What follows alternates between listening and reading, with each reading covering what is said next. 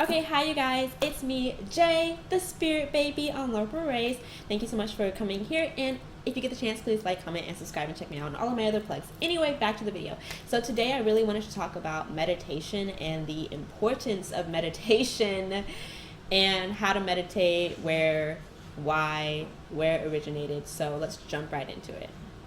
So what is meditation? Meditation, according to monks, is the act of releasing the things that ground you to the physical world, letting go of conditioning, basically. So pleasure, pain, sadness, need, desire, releasing all of those physical constraints so that you can become at one with your spiritual body.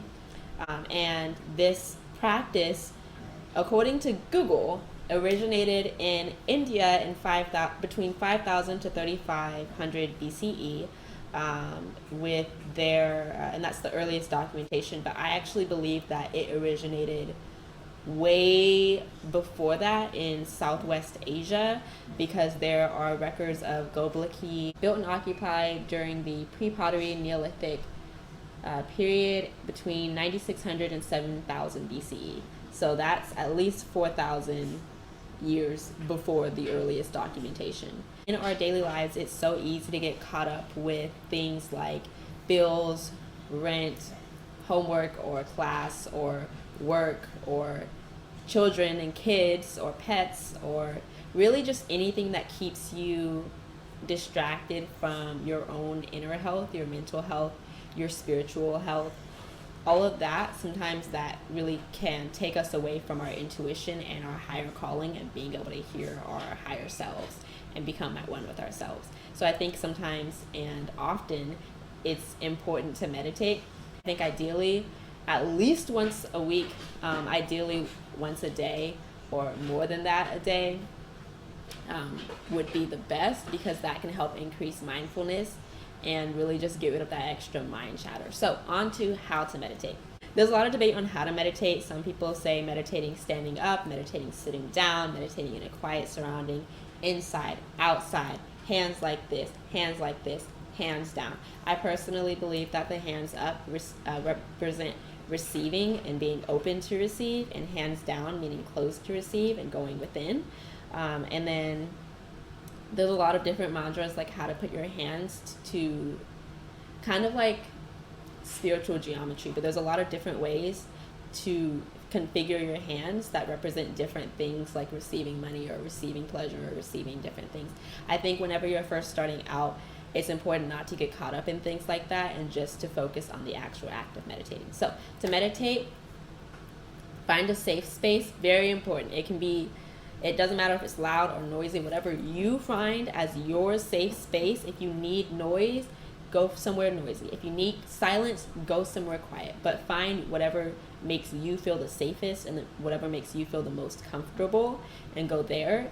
And then try to rid yourself of external distractions. And when I say this, I don't mean the sound quality. I mean things that are going to take you away, like your phone, right? Like your computer, like the TV, things that are going to prompt your attention, like other people or other living things.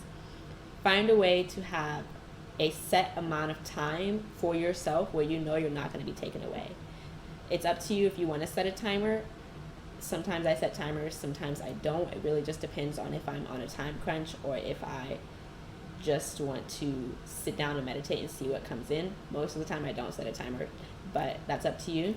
And starting off, I will admit I did not sit down. Now I do. So whatever you find most comfortable, if you want to stand outside or sit down, it's up to you. But just make sure that you're not doing an activity that is physically straining. So when I say that, if you want to meditate while you're doing yoga, you can do that. But if you're doing yoga and you're doing push-ups, that's a physically straining position. Or if you're in the middle of a plank, that's physically straining, and that's not something I would recommend because it distracts the mind. So in meditation, the goal is to release those things, right? That all those pain, pleasure, any discomfort, and allow messages to come in, because spiritual messages will begin to come in once the chatter is released. and once the extra things are released. And then you can also be more mindful of your own thoughts and your own intuition once that's released. And so the way I meditate is I picture all of my thoughts like clouds. And in the beginning, there's always a lot of clouds. And I let those thoughts pass by. I don't try to approach any thought. No matter what I'm thinking, no matter what's happening, I let all the clouds just pass by. And eventually, as those clouds are passing by, they're going fast, fast, fast. And so eventually those clouds slow down, or the thoughts and the chaos and everything that's going on in your brain slows down. And that's the moment when you can begin to analyze your thoughts. So if in that chaos you recognize that all of your thoughts are negative, like, shut up, I shouldn't be doing this, I don't like, just negative thoughts that are against you or against your purpose, then you know, okay, I don't have a positive attitude towards myself. I need to work on self-love. So in that time of stillness, you should be focusing on positive thoughts and becoming comfortable with having those positive thoughts and always counteracting every negative thought. If when you're sitting in stillness you hear, I don't deserve love, then you should counteract that. I do deserve love. I deserve love because everybody deserves love, and I'm lovable, and I'm human, and regardless of anything I've been through, I'm always working on trying to better myself and becoming a better person. And just because I have my own struggles and my own lessons to learn doesn't mean I don't deserve love. That's how you counteract that negative thought. So this is also the time to feel your breath, to allow your mind to really just process. I just said that. But this is also the time to feel your breath. And I keep saying process and understand your thoughts because it really is a mindfulness practice. It's a practice where you can understand your pain. You can take it in different directions. So if you want to focus on rewiring your thoughts, you can do that. If you want to focus on shadow work and just taking one negative thought and diving super deep into that, you can do that. You can say, okay, I just had the thought I don't deserve love. Where does that thought come from? Who does that thought come from? How long have I been thinking this? Rewiring your thoughts. The second thing you can do in this time is reimagine your future. So if you find your place at a moment of stillness and you already have rewired your thoughts, you already have gotten through those negative thoughts, then instead of looking back and looking into the deep, like the deep dark water, instead look at the future, the light, the sun. What do you see when you see yourself in the future? And where do you see yourself now? And is that where you want to be? So because I just did explain the history of meditation and what it is and kind of how to do it, now I'm going to give you guys a few prompts to meditate on if you guys are still feeling a little lost. So just find that safe space, allow those clouds to pass. So who are you? Or who am I?